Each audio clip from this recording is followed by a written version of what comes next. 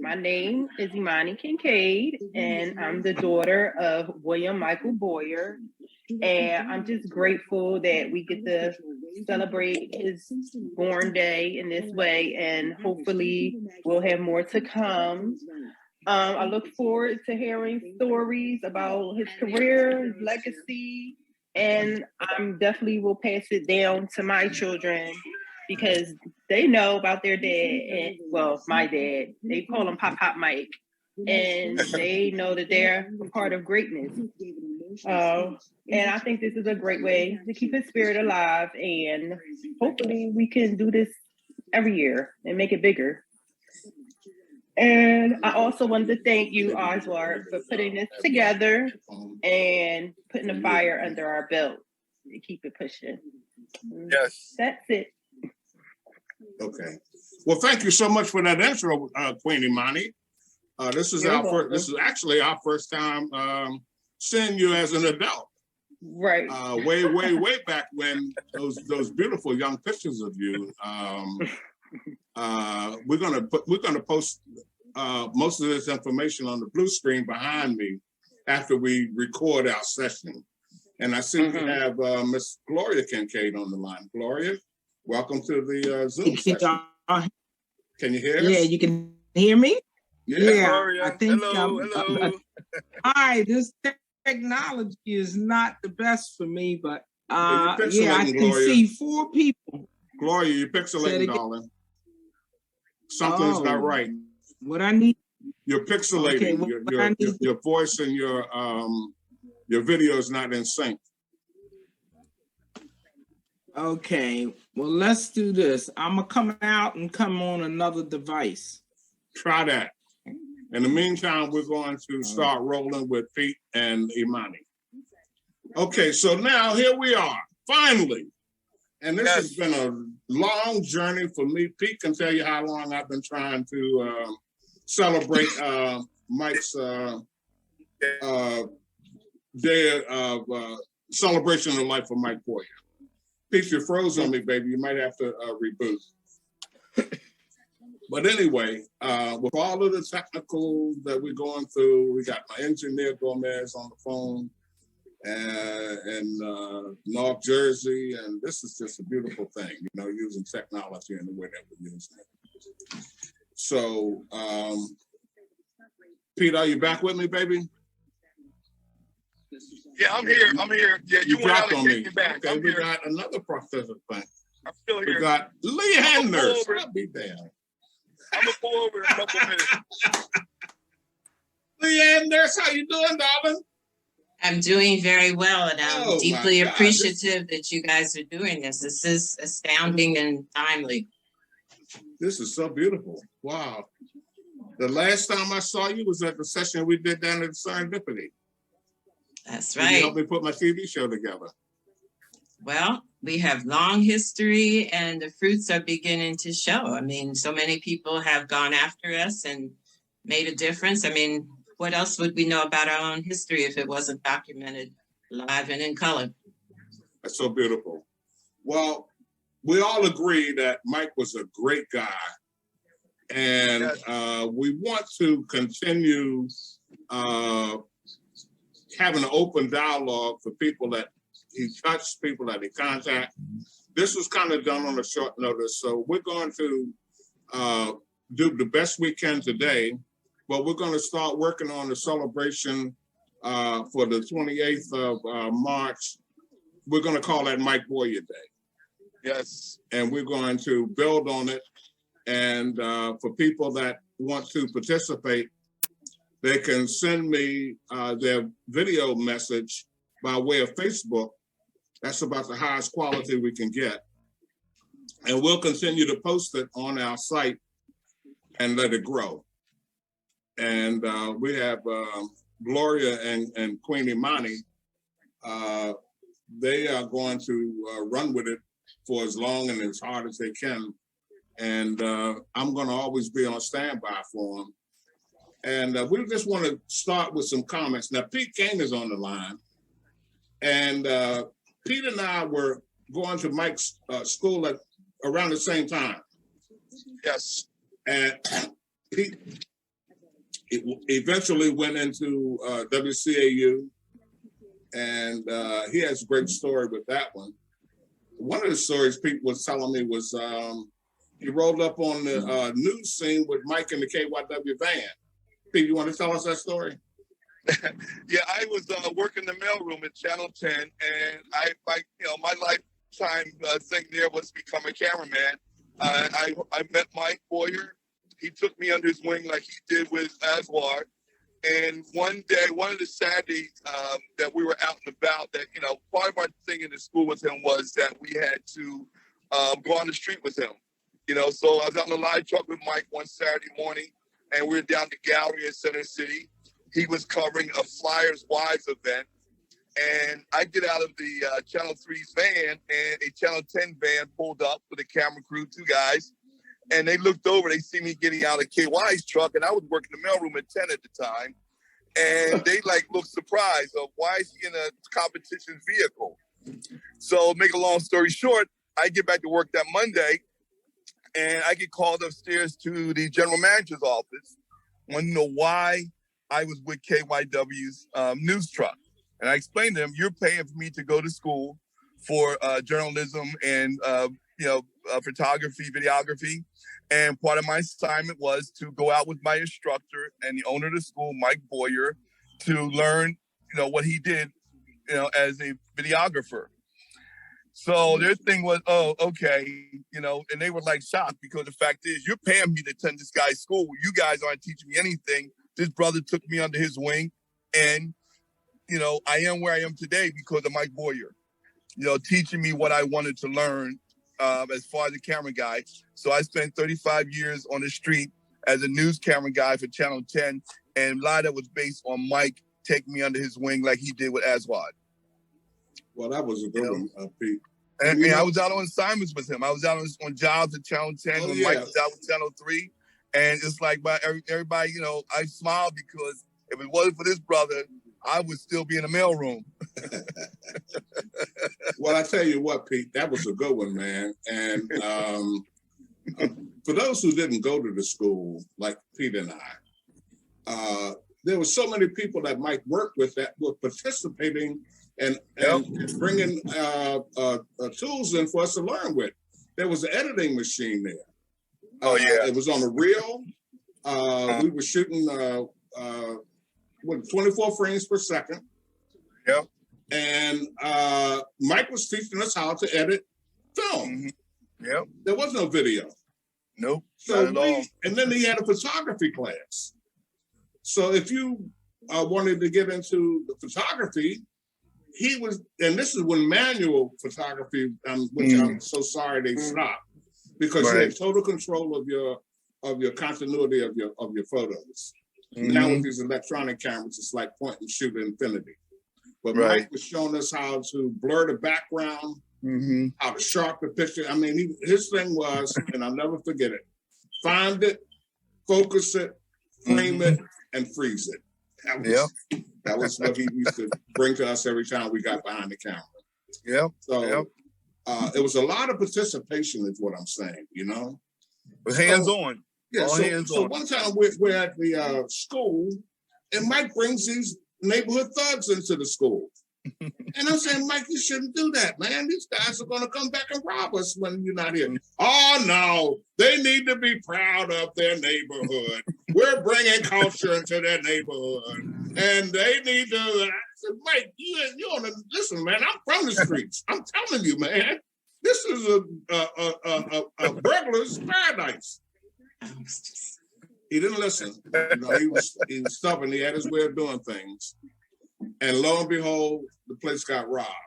But that was our shrine. That was like, for me, I had to sit in the car for like maybe 5 or 10 minutes before I went into the class. Because I knew he was going to jump on me as soon as I walked in the door. Yes. Every day you guys went at it. Oh my God, man. Sometimes when we're together, we go over some of the times when Mike, man, he stayed on my case, man. Stayed on me. Aswad, are you on this project we're working on today? Well, we need your participation now.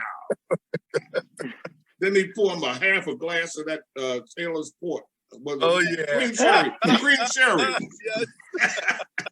He poured him a half a glass of that cream sherry. And man, after he gets through a couple of sips of that, he was really on. Oh my God, man. What a beautiful human being. We were young and we enjoyed it though, because he took us under his wings like the father I never had, you know. Oh man. I mean, he was unbelievable. his way of teaching you was, Aswad, you're too damn smart to make a dumb move like that. Why would you make a dumb move like that? So instead of scolding you, he would kind of compliment you along with the scolding, you know. Leon, you were with him. Can you come in on some of your Oh, absolutely. We're talking about both funny and sad stories. I, again, appreciate this because there's so many people that we started out with and started working with, and they're no longer with us. People like Jimmy Lyons. I want to just give some praise to him. He passed away a couple of years ago in Texas, and had about 300 people come to his service. So it's really crucial that we continue to praise and honor our pioneers and do the best that we can to stay connected. It's because of the passing of another mutual friend that Gloria and I were able to reconnect through her brother, which was we were laughing and crying all on the telephone at the same time. And it was because her brother was using his Christian name. I knew him from public work. And then he said, finally, he's like, I'm Gloria's brother, Hakeem.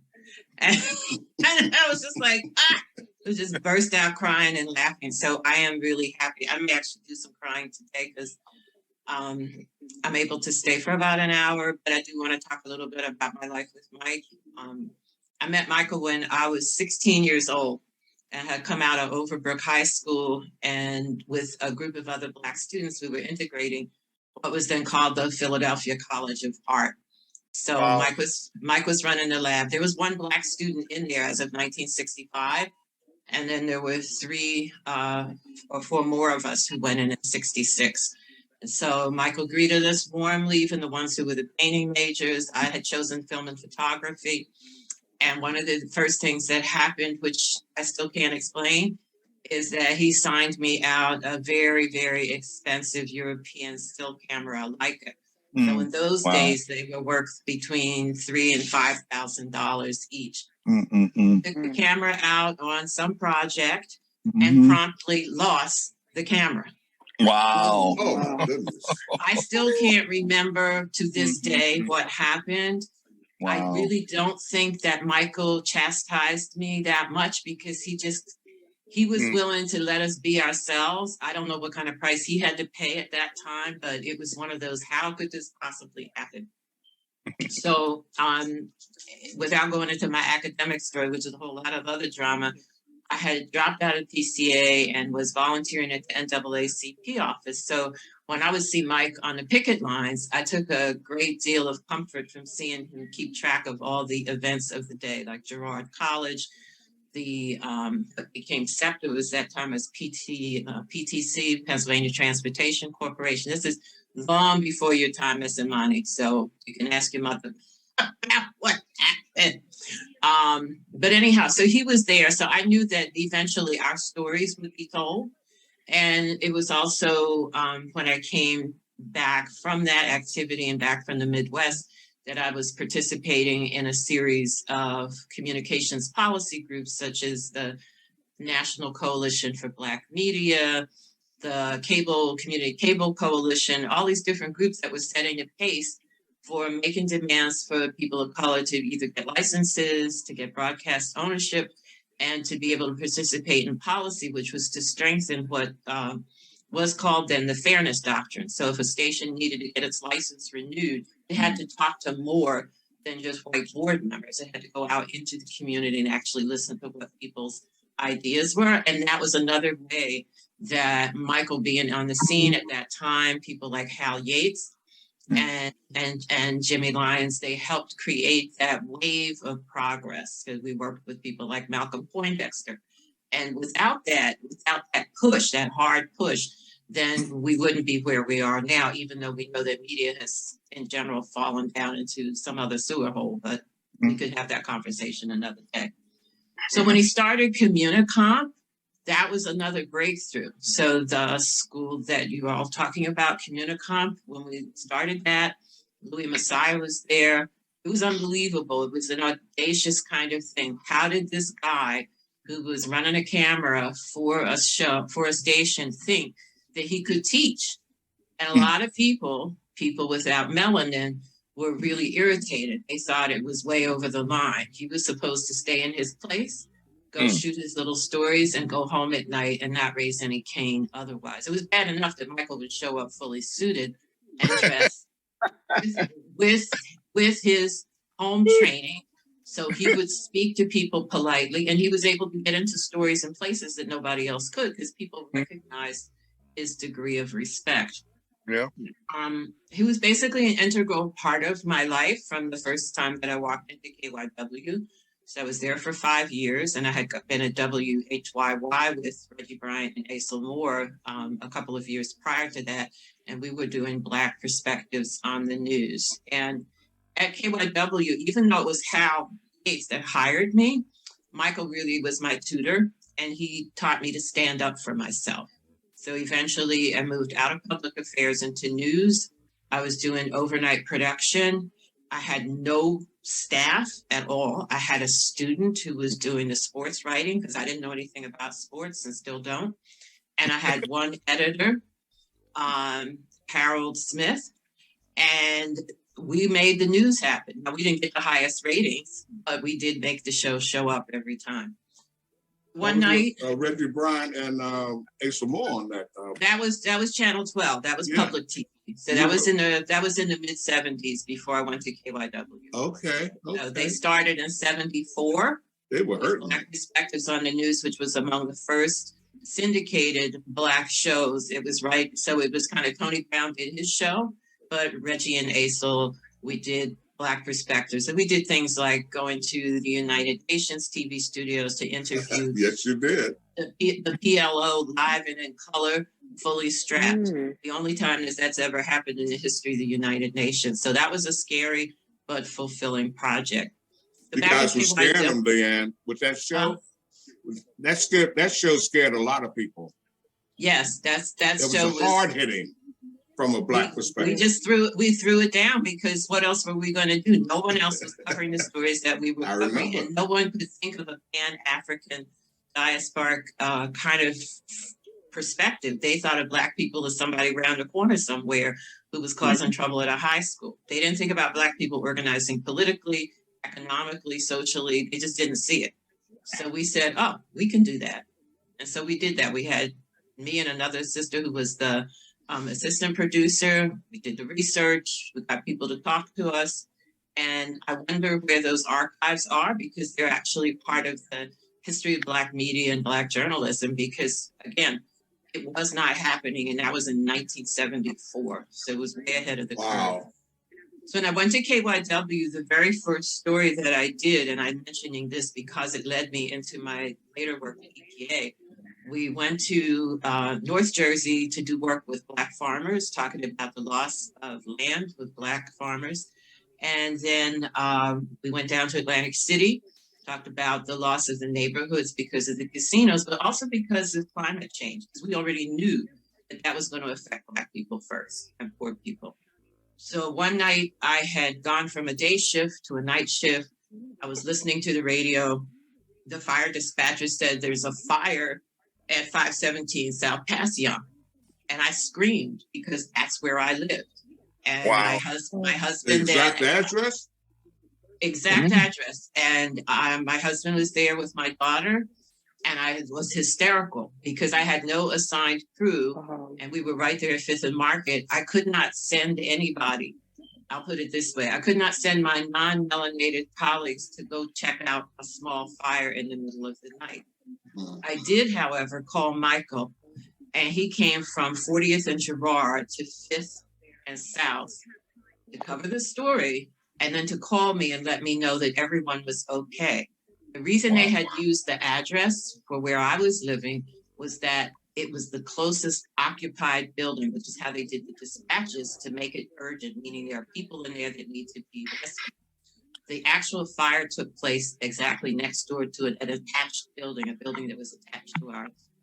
So, I owe Michael not just my professional existence, but my actual life and my family. And the last thing that I want to mention is that Michael also supported my Buddhist practice. So even though I was raised in church at Penn Memorial, when I started chanting Nam-myoho Renge Kyo, Michael was amongst the people who didn't declaim me right away and asked me had I lost it. He just said, "Oh, it sounds interesting. What are you going to get out of it?" So that's been 47 years now of daily practice. And with Michael and many others, such as all of you on this call, I have to give thanks to the support that you have provided and the fact that your influence has helped make my life much, much better than it was then, and has taken me places and to task and things. So right now I retired from EPA after 31 and a half years. And I'm working at the world's largest conservation group called the Nature Conservancy. So we have people in 76 countries, and I'm doing a senior strategic policy advisor's job there for diversity, inclusion, equity, and justice. So that helps me draw on all these other experiences in an attempt to make sure that environmental protection, participation in policy making happens for people just beyond the standard sliced bread kind of situation that we've experienced for so many generations. So, Wow, that's Leon, my that story. was That's my story, and I'm sticking to it. Well, I met you with Al, and I think you guys were working on Black Edition. Yes, that's it. Yeah, that was it. Probably the only Black thing came out of KYW during that period of time. Absolutely, because they were doing it. The only reason they were doing it, I can say this now, is that because Malcolm was the host, because we recognized Malcolm's standing in the business, and he had come from the old school. I call Malcolm like the W.E.B. Du Bois of the 70s and 80s, because Malcolm did meticulous research, and he was a man after my heart, because he taught me that you need to go into a story knowing more than the people who are there. And if you do that, then you may find some actual facts.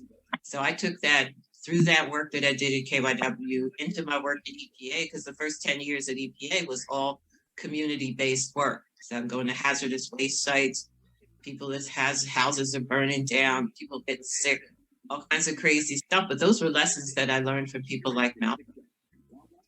Well, I remember, like I said, Black Edition was, it had so many components. It wasn't just a talking head show. You guys went out on location, you brought the community into the studio, and we were able to be informed every week. I thought that was a great show. Somehow Hal and I got connected through that, and we became lifelong friends. We talk maybe twice a week now. And Pete Kane has done projects with him. I've done he spread it around. But Hal would, he had the inside track on most of the upper crust melanated Black people in Philadelphia. Well, not just Philadelphia. We've got people in, like when Eddie Williams first started the Joint Center for Political and Economic Studies. Okay. We brought him in. We brought in Mark Morial. We had an entire year of live jazz. Dexter Gordon, all kinds of people. We had Bob Marley. Bob Marley came in. We had music to die for. And so it ran the whole spectrum. And nobody expected that, because most Black public affairs shows were just that. They were talking heads, a bunch of charts, and then some squishy kind of, well, we're Black, so you should like us. But we were talking about really Black people who were making changes in their fields and affecting the rest of the world. Well, one thing that I wanted to make sure we brought out in this session that we're having, during that period of time when Mike was at young and cocky and full of piss and vinegar, there was a lot going on in the Black news and the Black media world during that period of time. You had Reggie Bryant, you had Asa Moore, you had Black Edition was jumping off. Then they had another thing called Visions on. That was Jimmy Lyon's show. Yeah. The most important thing that you're mentioning is that most people don't know this, and this, the Association of Black Journalists actually started in Philly. The first chapter was in 1973, and ABJ National started in DC in 75. But it was because of pioneers like Hal and Mike that there was an Association of Black Journalists, because there had already been several famous award-winning print journalists, people like Art Peters and Claude, you know, so they had set the stage for us. But in terms of broadcasting, there was no formal network. So now people like Charlene Horn are serving on the board of that organization, of PABJ. Well, that was like a cornucopia of blackness, and it was an early stage, because now it says that we're running out of time. Hold on now. Let me confer with my engineer. What's going on from this? What do we do?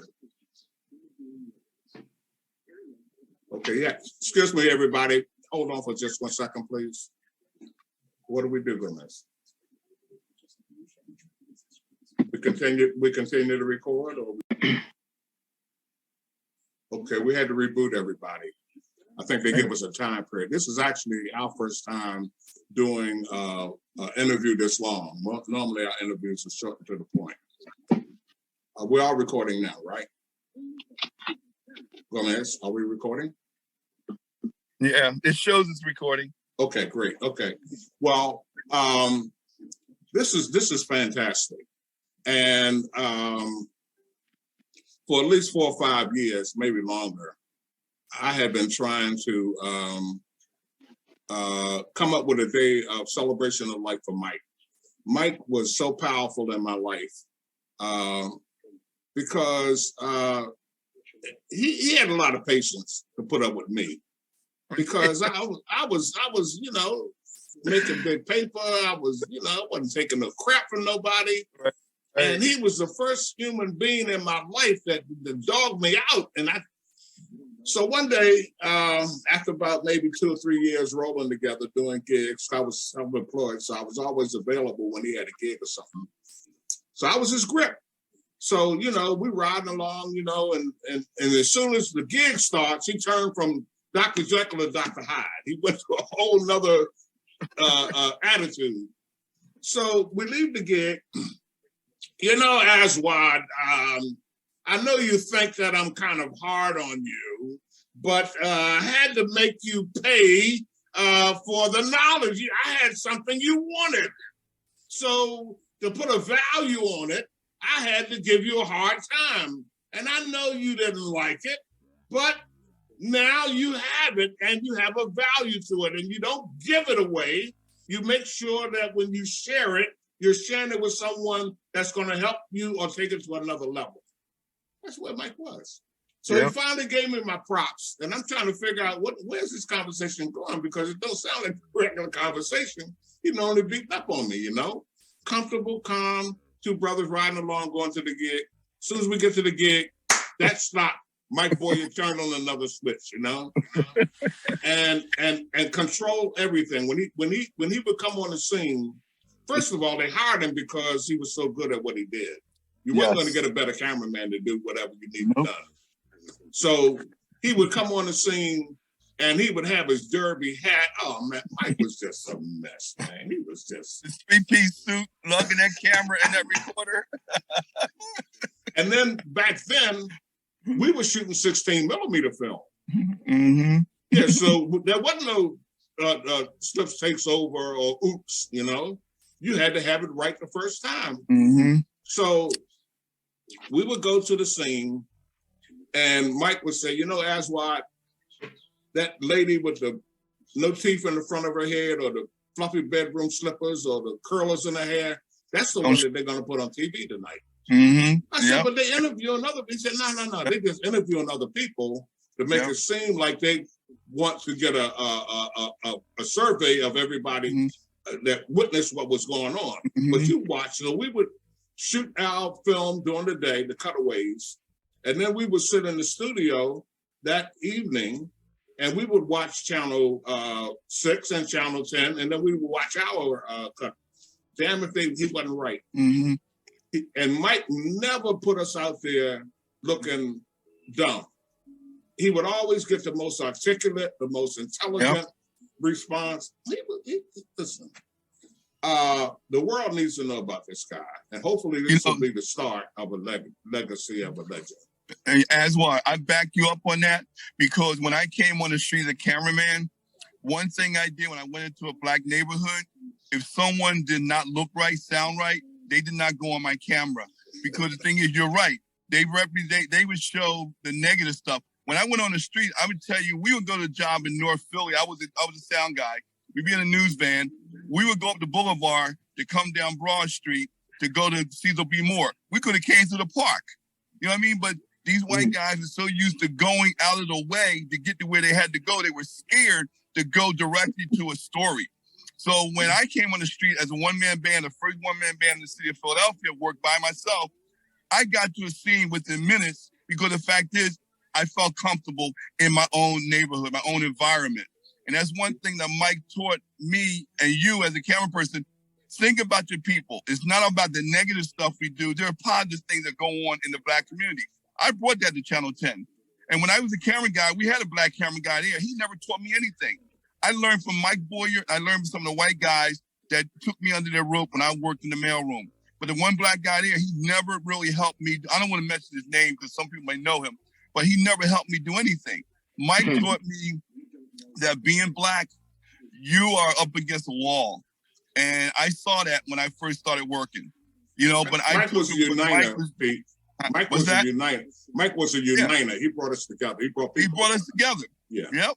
And over the years, I've trained a lot of guys, like Lonnie Stevens was Sheila Allen's husband, Chuck Williams, Tony Gore passed away. I taught all these guys when I became a cameraman how to go out and shoot. We go out on Saturdays and borrow a camera and go out in the park and shoot stories that go somewhere. And I taught them because Mike taught me. He said, each one teach one. And that's what I learned from Mike. Yes. You know, he was great. He had no problem sharing. Nope, not at all. And he had no problem telling you that you was, listen, I used to hear Mike, he didn't curse a lot, but he would call you a jackass. And he would call you a dummy. And I remember one time, they took the KYW van out. It was real cold outside, and they were doing a live feed. So they set the antenna up in the air, you know, and they couldn't get the antenna down. It got stuck. I know it. I've been through it, man. I remember that. That was very disturbing because you would be trying to get to the next story. Yeah, and you'd be sitting there with your truck, and the hoist would be up there, and I remember Michael would climb up on the truck and shaking that thing down. So on that particular story, I was bringing to you. Mike has to come. They had to call Mike and come out to get the antenna down, so they couldn't move the truck. Did he call them a bunch of dumb jack? Oh my God, man! They couldn't take it, man. They could not take. And Mike was so good at what he did, that they had to put up with him. Yep. I remember when we came in from doing the cutaways. This was 16 millimeter film. They had to process the film and get it ready for the broadcast. And the editors in the newsroom would say, "Man, we know this is going to be great. We can't wait to see it." That's what he brought to the. You save them a lot of time and trouble because bad shooting gives you a lot of garbage, and then you have to wade through it to find a decent set of shots. You in those days doing manual editing.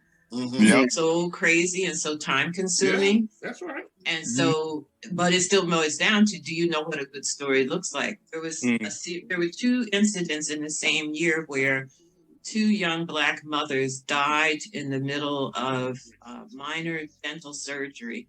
And at the end of the day, they prosecuted and took the license from a very old anesthesiologist up at Einstein. He was in his 80s, but of course, people had complained about him before and nothing was done.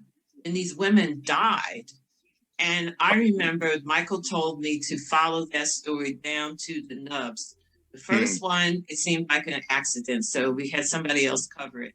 But even though I was producing, I was doing evening and weekend reporting on different stories. It depended on what the workload was. And when I went to interview the surviving children of the second woman, I realized I said something is way past wrong here, because they had gone to the same hospital, and eventually we found out they had the same anesthesiologist. So there I am at the grave site, pouring rain. I'm crying my eyes out, and Michael just held the camera very still. He kind of looked at me as if to say, you just have to get through this. You cannot fall apart, because people really do want to know this story. These children deserve to have a mother, and now she's gone. So these stories were not just little pieces of ephemera. It's just, I was just so young. I didn't really understand. Like, I'm like, why are we? I was going to expensive restaurants. Like, I'm going to McDonald's. That was I wanted to do kid stuff, but I didn't get it like back then. Like, but I guess he was showing me how like a real date is supposed to be. But I'm like 7. I'm like, okay, like I want to go to McDonald's. Like, no, but he's telling you that. You know. Okay, I got you. I'm like, why is he dressed up? Northhouse restaurant. You know, me being from the streets, I'm always like on full alert when I'm out in the street.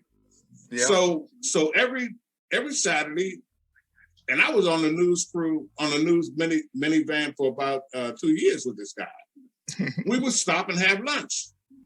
So I would say, well, Mike, aren't you worried about somebody breaking into the truck and, stealing the equipment?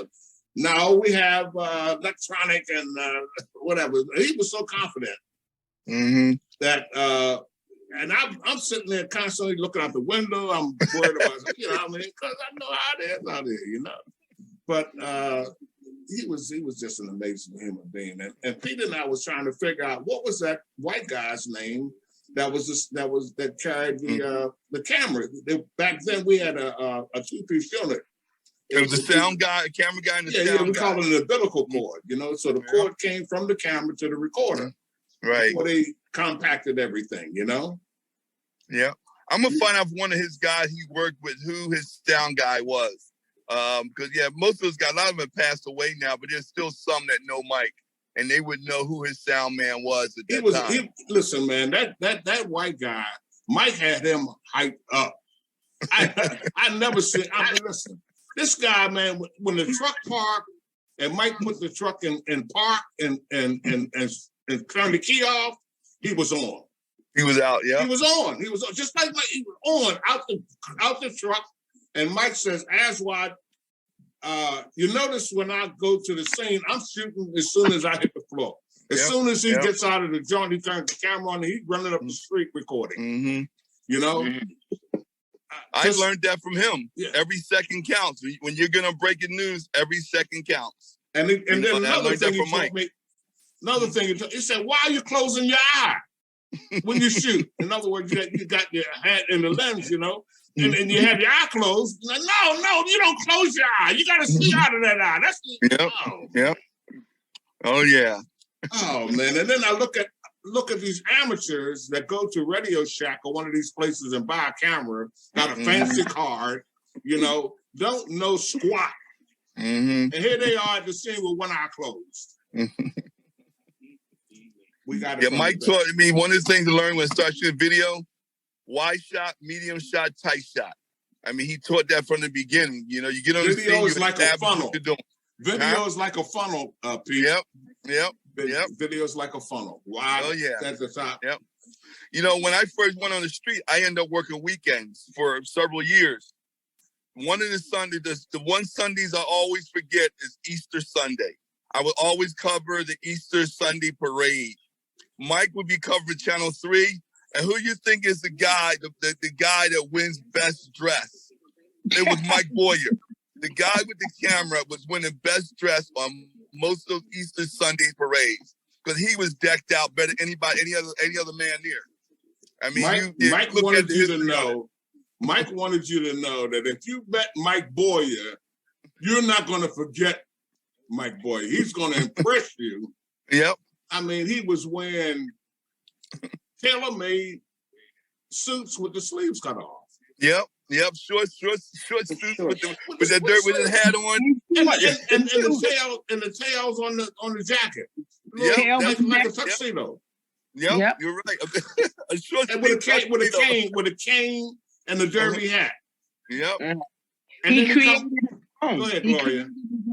Yeah, he created his own style. Yeah. You know, it's almost like somebody, you know, he designed it himself because of what he wanted to represent, being unique, you know, it being tailored. Most of the cameramen, if you saw a cameraman, he had on sweats and sneakers. Sneaks on. And jeans.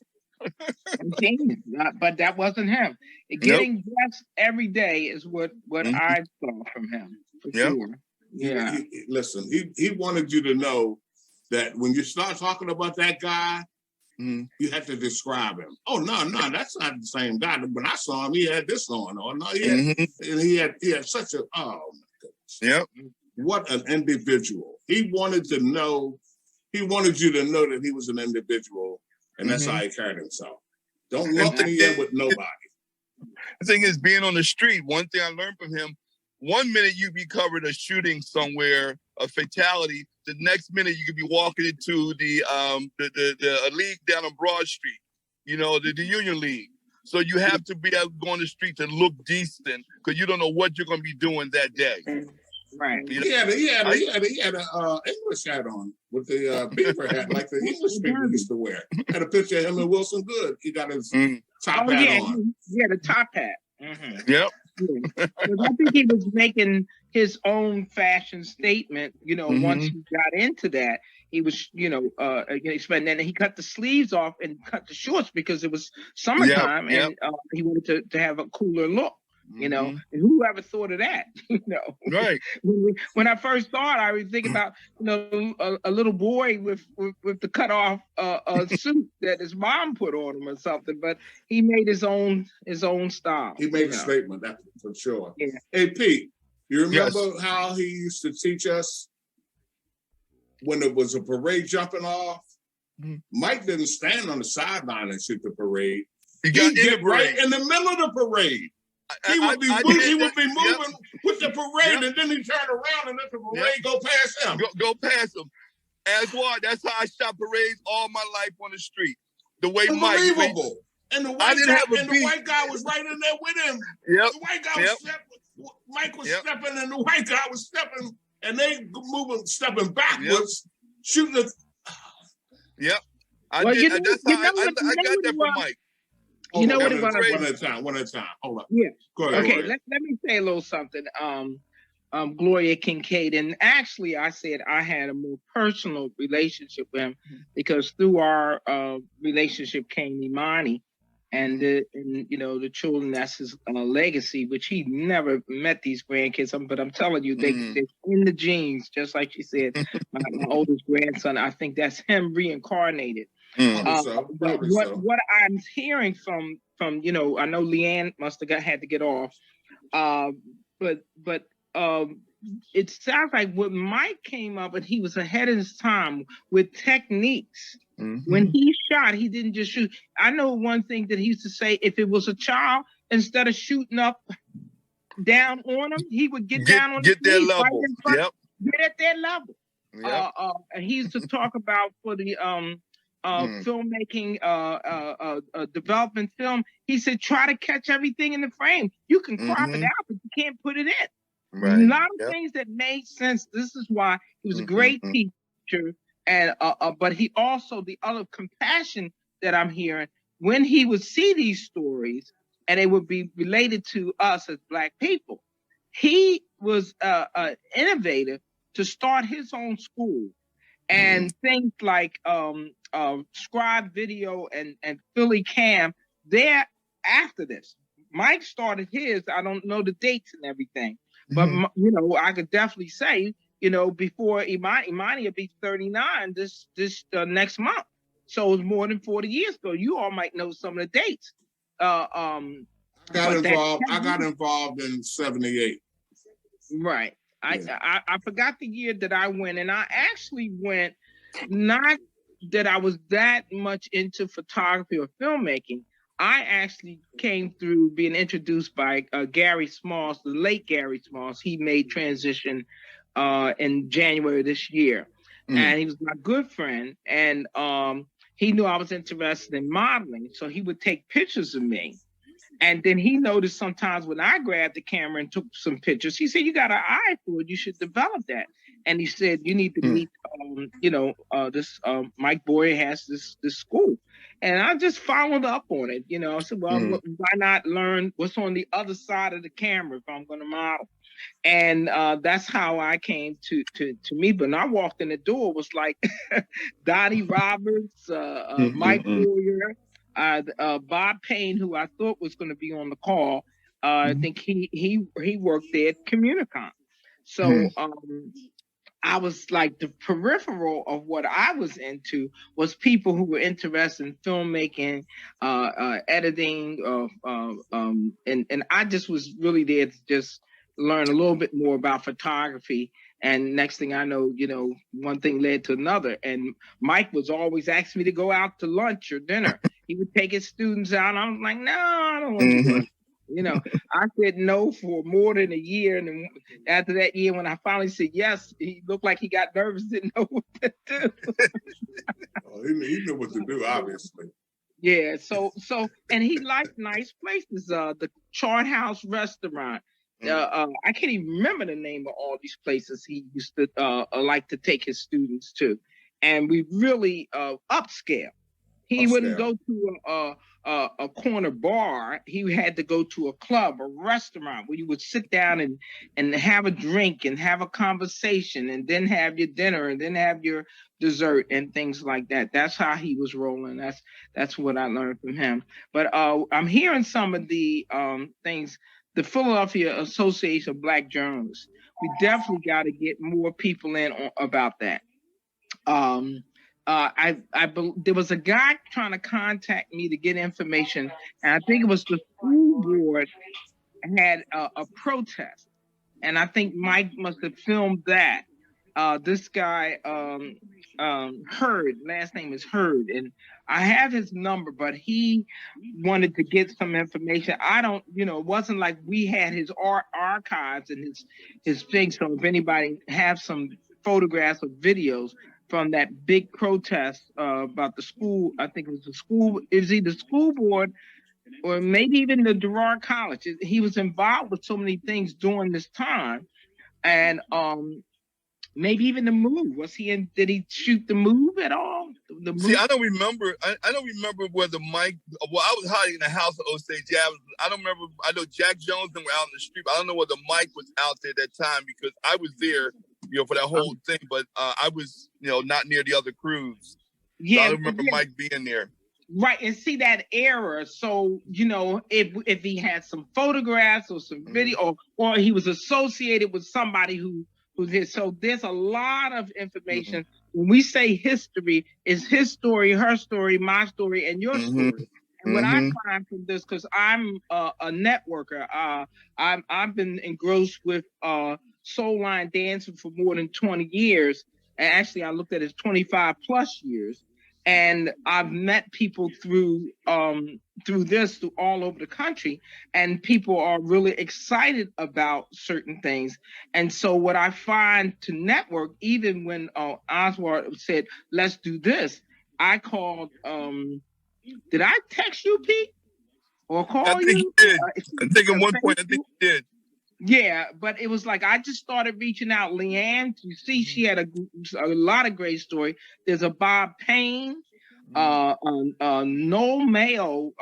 Mike used to say was his best friend, and he's a professor in Ohio, but he is in Philadelphia from time to time too. There's a Paul Gibson, Karen Warrington, Charlie Horn. Is someone that Leanne mentioned because she's connected with the Philadelphia Association of Black Journalists.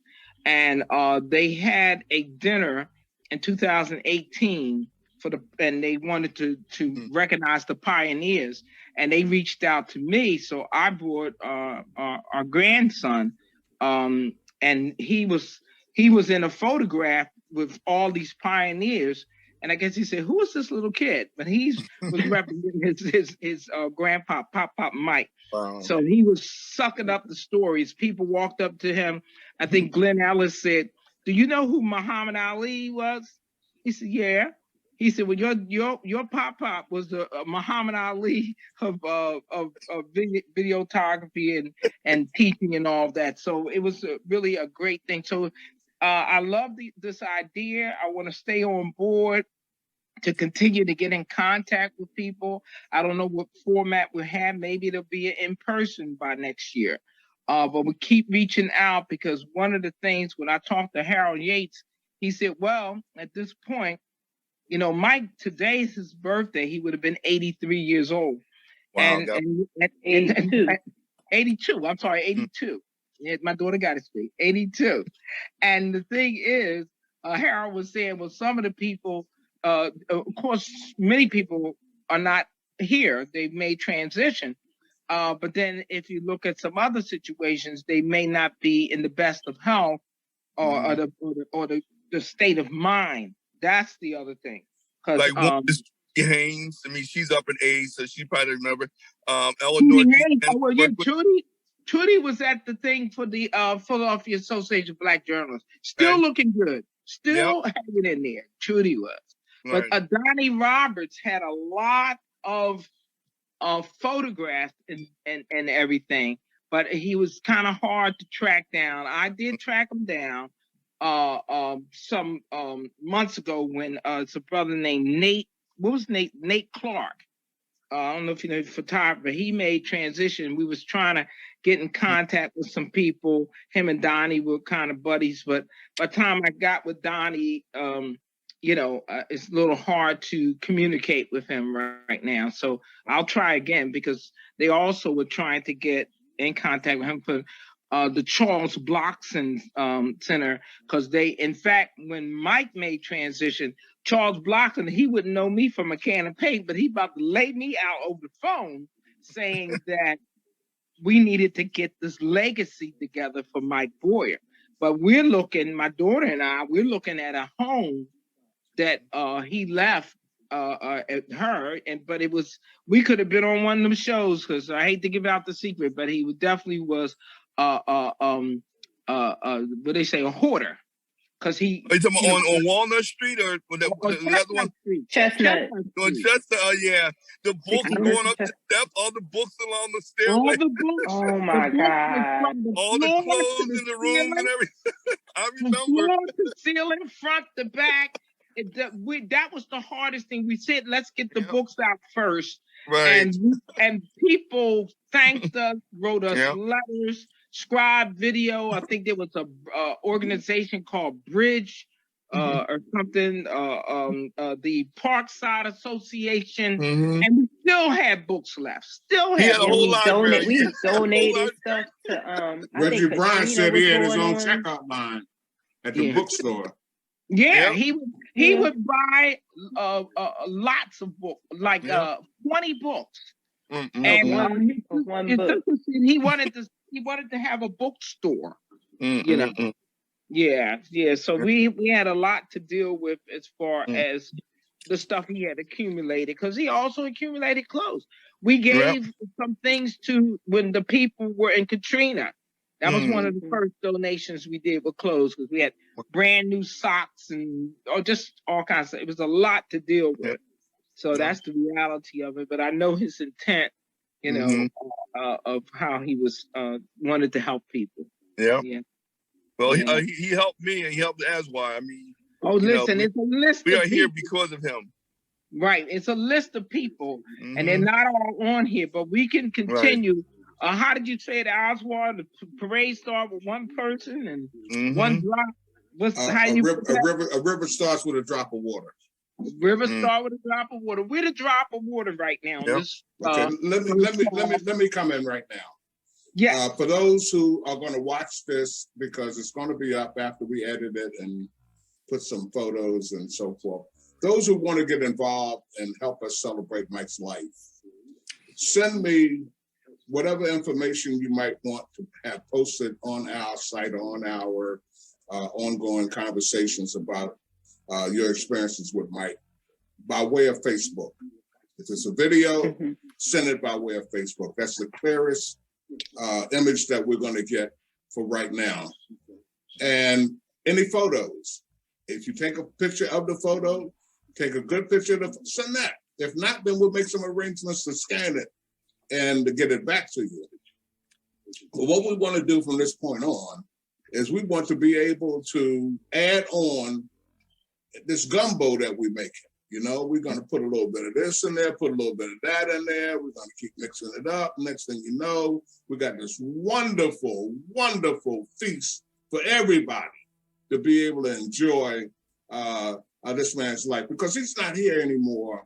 And we are the ones that he touched. We are the ones that I will never, ever stop talking about Mike for the rest of my life, because he was such an integral part of my life.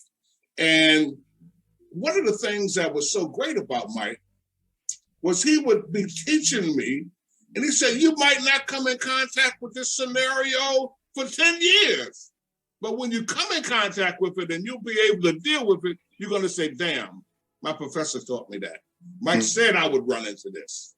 So I'm still running into issues and situations where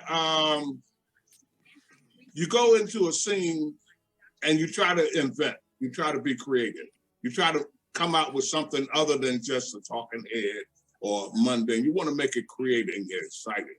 And he was able to do that. He brought that out in me. So I don't know where Mike got his spirit from. I mean, as a human being, I'm from the creator for sure. But his technical, I mean, the way that he could actually break down and explain to you the f-stops on the camera, what that did, the shutter speed and what that did, and the focus and how you could be in focus and out of focus. And oh my goodness, man. And back then, like I said, we had 16 millimeter cameras. So it wasn't no takeover and look through the viewfinder and make sure you got it right. No, it had to be right when you left. When you packed up and left, it had to be right.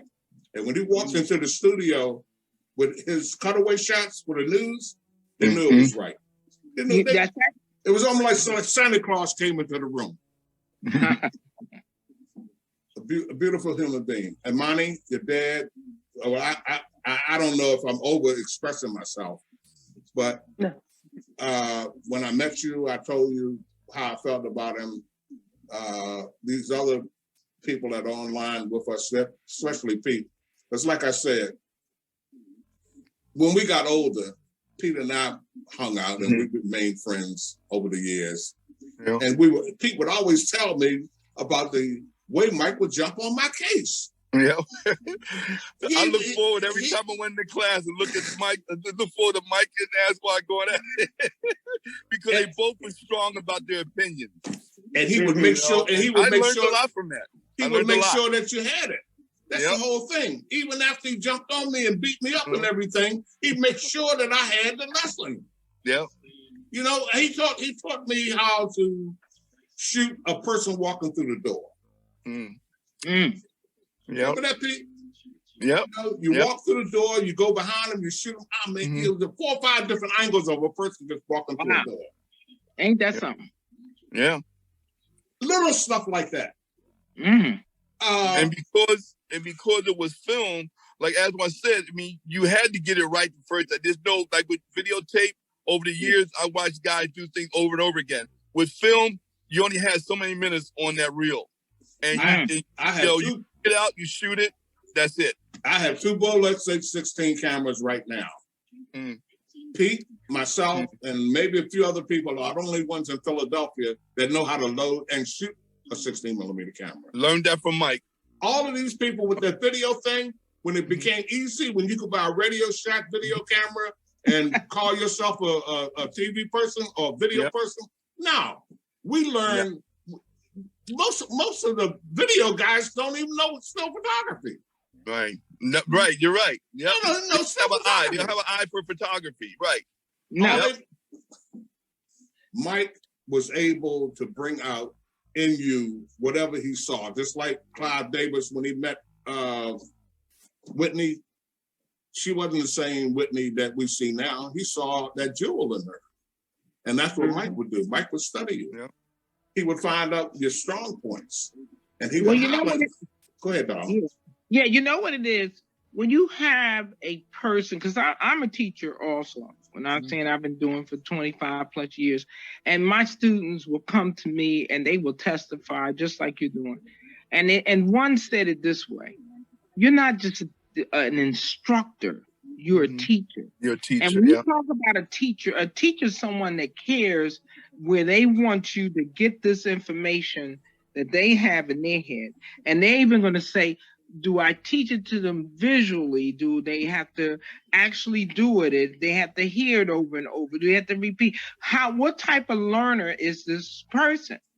And once you tune into it, then you can give them the information. And what it is with Mike, and maybe this is what's our parallel, he's an artist. He was an artist because he didn't just want you to hold that camera up and he wanted to show you how to load it, do this. Like you said, how does somebody walking through the door? Who would think of something like walking through the door? You think that's simple? No, he looked at these things from an artist's point of view. And that's what he wanted to teach you. He wasn't just teaching you a basic instruction, this technique that dealt with the artistry of all of this.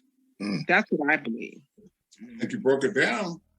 Yeah. I think you broke it down, my sister. I think Gloria Kincaid, the teacher taught us. we have been taught by the teacher. Yeah. And he brought that out in all of us, because I've seen Pete Kane going to schools and try to inspire and teach kids. I've been in and out of schools and in kids' spaces most of my adult life. And one sad thing about Philadelphia, it's just so many haters, so many people that won't help, that will sit back and pick holes and shoot holes in whatever it is that you're trying to do. Yeah. And I contacted Pete and I said, Pete, we got to do, this is at least 2 or 3 years ago, maybe 4. We got to do something to celebrate our mentor. This it was guy, at his service, you mentioned that we're going to keep his name going. Baby. Yeah. That's it. Yep. And it's home going. Yep. Well, it was Hal Yates, Reggie Bryant, and myself who did the video that was shown at Mike's homegoing. Yeah. And it's still around right now as we speak, Yeah. So dig this. We're gonna wrap this up. I think this is more than enough to start with, And I'm going to continue my conversations with Imani and Gloria, and with all of us, really. But I'm going to try to assist you in any way that I can. You guys can run with this. I'll be your point guy. I'll be your technical guy. You know more people than I do. Let me know anything I can do. Let Gloria speak for a minute. Yeah, see, the whole thing about something like this, it's the networking. It doesn't matter how many more people know somebody. It's like like when Leanne started mentioning people, I'm over here writing notes down. Are these people still around? They still alive? How he influenced people. Bob Payne did send me a photograph last night, and it had Donnie Roberts, Mike Boyer, Bob Payne, and it was 4 women. He said, did you know these women? They were judges and lawyers. I don't know. I'm looking at the picture as, not that I was like my daughter, a child, but when I went to the school, like I said, I just took up a little photography. I'm going to send that picture to some friends of mine who may be involved with NAACP or some lawyers or politicians, and they might say, oh, that's so-and-so when she was a lawyer and now she's a judge. I don't know.